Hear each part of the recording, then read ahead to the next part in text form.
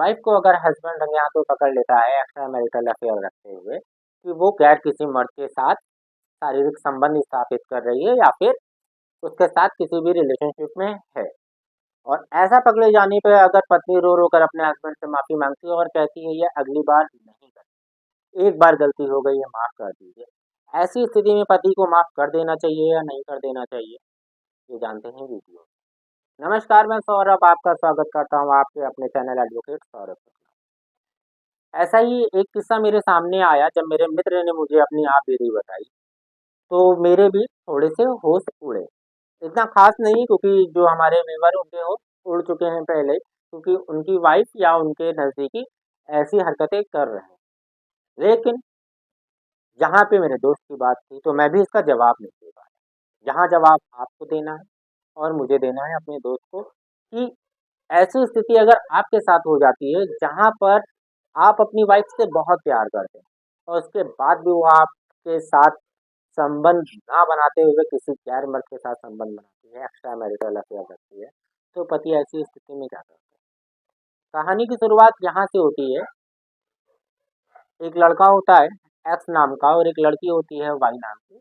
दोनों की जान पहचान होती है और घर पे दोनों की सुलह के साथ शादी हो जाती है। दोनों वर्किंग होते हैं। लड़का एक अच्छी जगह बैंक में जॉब कर रहा है और लड़की भी अच्छी जगह किसी जॉब में। दोनों सरकारी होते हैं। दोनों की शादी होती है। लड़के ने अच्छा खासा लोन लेकर के, पर्सनल लोन लेकर के धूमधाम से शादी करता है और कोई भी लड़की से दहेज की डिमांड नहीं करता है, क्योंकि लड़की का परिवार जो था बहुत गरीब था। लड़की भले वर्किंग थी लेकिन लड़की का परिवार गरीब थे। लड़के के पापा नहीं थे, लड़की के पापा नहीं थे। लड़की की सिर्फ माँ थी और एक छोटा भाई था। माँ ने किसी तरीके से लड़की को पढ़ा लिखा कर इस काबिल बनाया कि अपने पैरों पे खड़ी हो सके, और उसके बाद उसके एक्स नाम के लड़के से शादी कर दी, जान जो कि मेरा दोस्त है। अब शादी हो गई, महीने 6 महीने 10 महीने अच्छा चलता रहा। साल 2 साल बाद भी अच्छा चलता रहा, लेकिन अचानक 2 साल बाद ऐसा कुछ हुआ कि मेरे दोस्त को डाउट हो, लेकिन यहाँ पर उसकी वाइफ में चेंजेस आने लगते हैं और वाइफ हस्बैंड देखता है कि उसकी वाइफ में चेंजेस आ रहे हैं।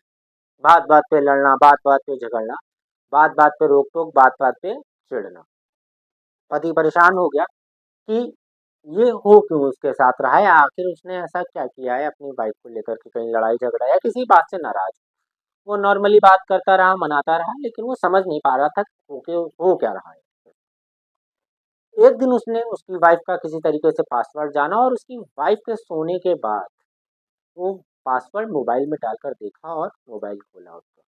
मोबाइल खोलता है तो वो पता चलता है उसको कि मेरी वाइफ का, यानी कि अब मेरे दोस्त की वाइफ का, किसी एक्स नाम के लड़के से 4 साल से पिछले रिलेशनशिप में है वो।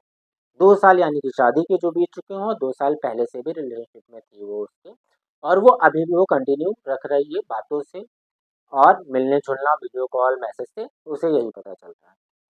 सुबह होती है, जब वो ये सब रात में देख चुका है, उसके पैरों तले जमीन पहले ही खिसक चुकी हुई होती है और वो किसी तरीके से सुबह का इंतजार करता है। सुबह होती है और सुबह होते ही वो अपनी वाइफ को सारी घटना बताता है कि भाई मैंने आपका मोबाइल चेक किया, मैंने ये आपकी वाइफ में पाया, ये लड़का क्या है, कौन है, आप इससे क्यों बात कर रहे हैं। जैसे ही वाइफ को पता चला कि मेरे हस्बैंड को अब सब कुछ पता चल चुका है मेरे बारे में, यहाँ कोई भी दाल नहीं करने वाली है, तो जैसे कि औरतों का एकमात्र उपाय रोना होता है, पैर पकड़ के रोने लगी कि नहीं, मुझे माफ़ कर दीजिए, एक बार गलती मुझसे हो गई है, अब मैं ऐसी गलती नहीं करूँगी। मैं आपकी कसम खाती हूँ, अपनी कसम खाती हूँ, मम्मी की कसम खाती हूँ, पूरी दुनिया की कसम खाती हूँ, लेकिन ऐसी गलती अब मैं नहीं करूँ।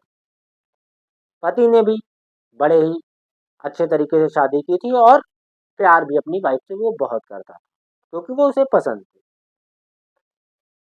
सोचा एक बार माफ़ कर देते हैं, देख लेते हैं, शायद यहाँ से सुधर जाए।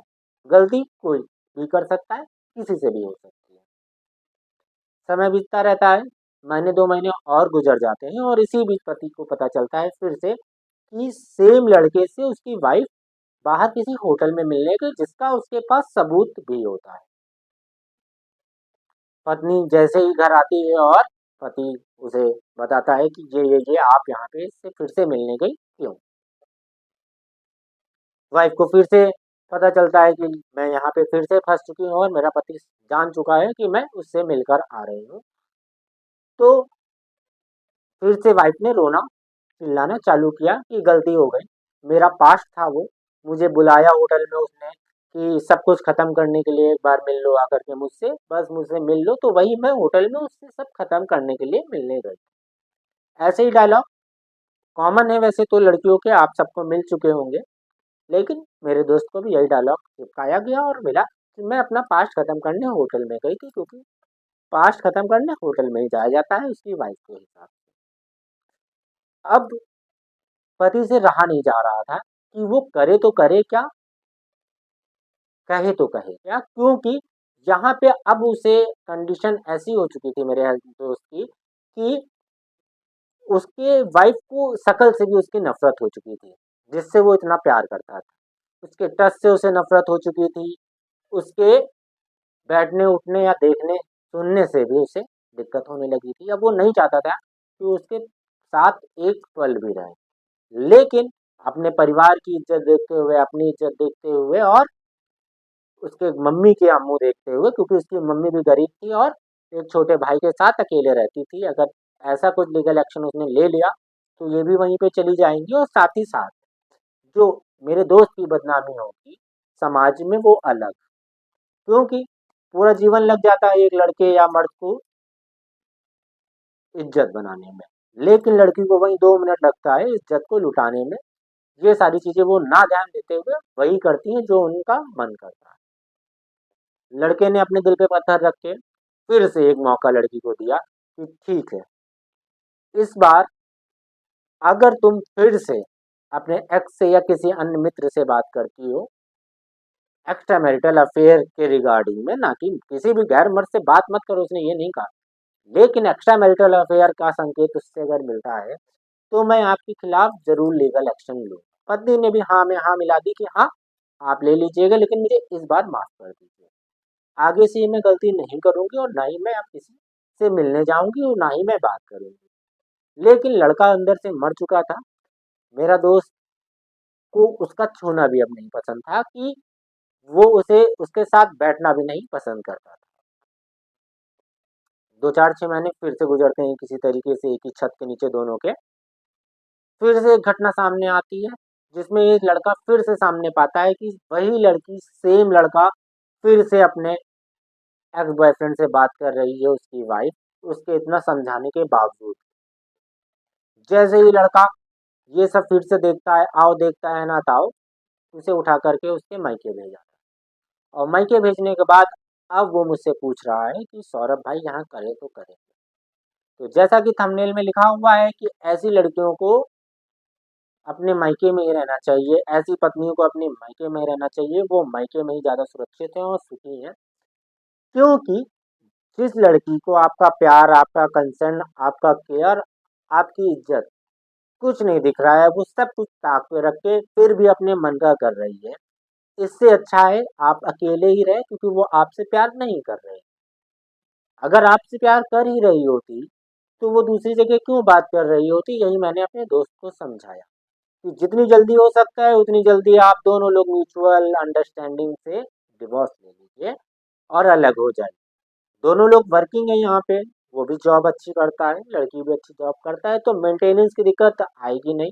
और आप दोनों के बच्चे हैं नहीं, तो उनकी भी लाइबिलिटी ना आप पे आएगी ना उस पे आएंगी। आप भी अपनी दूसरी शादी करिए और उनको भी आज़ाद करिए, क्योंकि आप जबरदस्ती किसी को पकड़ कर नहीं रख सकते हैं। यही मैंने अपने दोस्त को सलाह दी कि जितनी जल्दी हो सकता है कि आप डिवोर्स ले लें। म्यूचुअल डिवोर्स अगर नहीं दे रही है वो, तो आप एक तरफा ले लें डिवोर्स, क्योंकि आपके पास एडल्ट्री के ग्राउंड भी हैं और आपके पास वीडियो फुटेज, चैट्स उसके उसके बॉयफ्रेंड्स की और जो भी होटल में जाने का सबूत है, सारी चीज़ें आपके पास हैं, तो तुम इसका ग्राउंड लेकर के एडल्ट्री में डिवोर्स ले सकते हो। अगर यही सेम घटना आपके साथ भी हो रही है, बार बार आपकी पत्नी समझाने के बाद भी किसी अन्य पुरुष से बात कर रही है, तो जितना जल्दी हो सकता है आप भी उसे मायके भेजें और उससे डिवोर्स ले लें। ऐसे ही वीडियो देखने के लिए बने रहें। जय हिंद, जय भारत।